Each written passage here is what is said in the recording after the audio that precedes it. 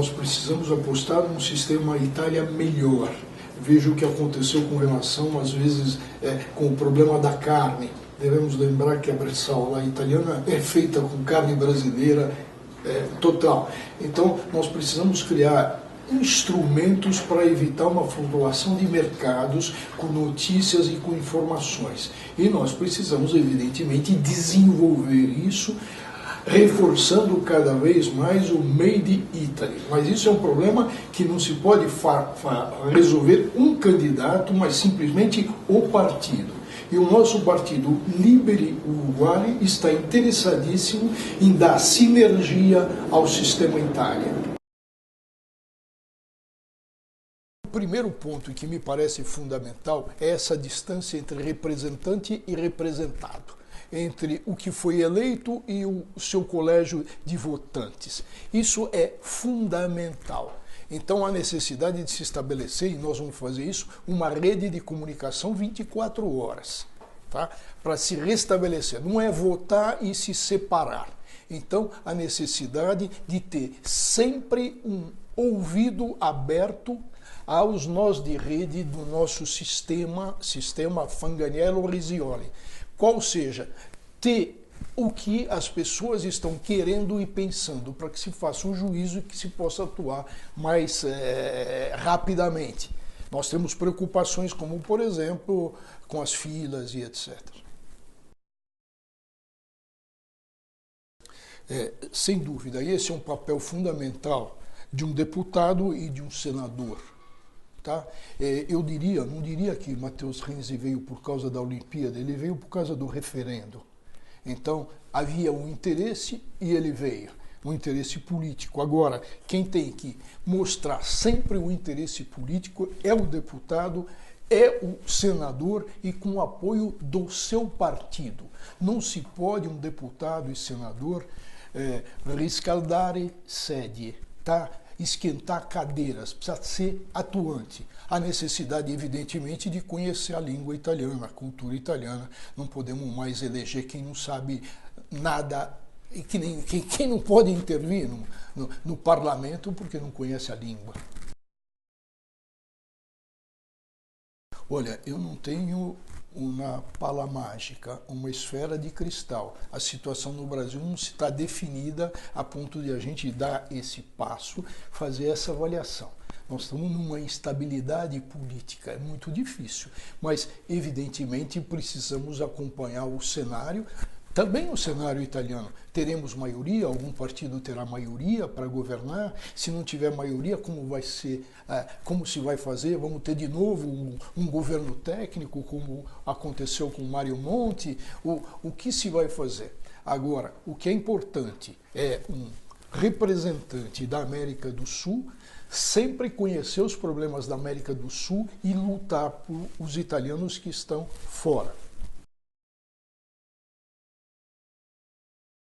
Não só sou a favor, como sou um protagonista nessa luta pela extradição. Eu tenho mais de 300 artigos escritos, comentários na rádio CBN que eu faço, e mais do que isso, uma briga direta com o então ministro da Justiça, Tarso Genro, atenção pelo nome, que simplesmente apontava a Itália como, naquele tempo, como um regime fascista, e a Itália tinha como presidente um socialista. Quer dizer, a desinformação, o descompromisso. E a Corte Constitucional italiana, a Corte Constitucional Europeia, sediada em Estrasburgo, França, deixou claro que quando há episódio sangue não se pode falar de crime político. Essa decisão do presidente da República, que foi o presidente Lula, que foi dado no seu último dia de mandato, sob muita pressão, é uma decisão administrativa sujeita a que os romanos chamavam de cláusula rebus sic stantibus, ou seja, ela pode ser alterada no interesse político pelo novo presidente. Vamos esperar o que o presidente Temer vai decidir a respeito, uma vez que eu tenho certeza que o Supremo Tribunal Federal, que já julgou o caso, vai manter a sua decisão e nem pode fazer o contrário. Bom, em primeiro lugar, isso é um escárnio. juridicamente, é o ius sanguinis, tá? Esse é o primeiro ponto e o básico, é o que dá a cidadania. Não se cria uma cidadania com reconhecimento, isso é mera formalidade. E não se pode esperar por uma mera formalidade anos e anos. Como também não se pode, é odioso se cobrar taxa para reconhecimento de cidadania. Nós criamos por 300 euros de taxa que o Partido Democrático impôs, e absurdo, gera o quê? Cidadãos italianos de primeira classe e cidadãos italianos de segunda classe. E mais do que isso, basta a gente pegar o catálogo telefônico, ver tantos nomes de italianos que por ganharem salário mínimo e ganharem muito pouco não podem alcançar a cidadania porque não tem os 300 euros. É um escárnio, uma vergonha. Isso eu chamei já em vários escritos de uma tendência racista. O sangue não se vai depurando, tá? Não se vai acabando. É a raiz, a necessidade de se preservar a italianidade. Isso é que precisa. Se a gente nessa luta, na nossa luta, minha, Walter e da Silvana Risioli, nossa luta é pela italianidade, não morrer nunca. E se a gente estabelece limites geracionais, nós vamos perder a italianidade. Eu sou um humanista.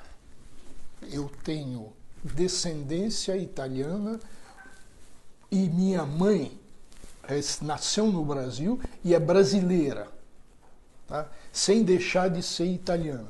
Isso foi uma integração maravilhosa no Brasil com ótimos resultados. Se não houvesse isso, eu não tivesse só o lado italiano, eu não poderia ser o que eu fui na vida. Eu não poderia servir o exército que eu servi, o serviço militar. Eu não seria magistrado como eu fui. Eu não seria ministro do governo Fernando Henrique Cardoso, quer dizer, ministro de Estado brasileiro.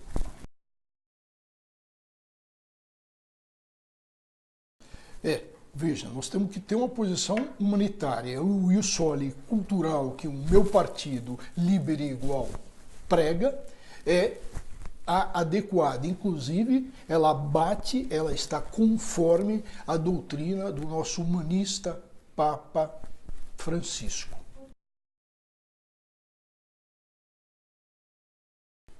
O magistrado não político, antimáfia, que já sofreu atentado e com o qual eu já trabalhei, chamado Pietro Grasso. O Pietro Grasso foi um excepcional senador, mas mais do que tudo, é uma reserva moral da Itália.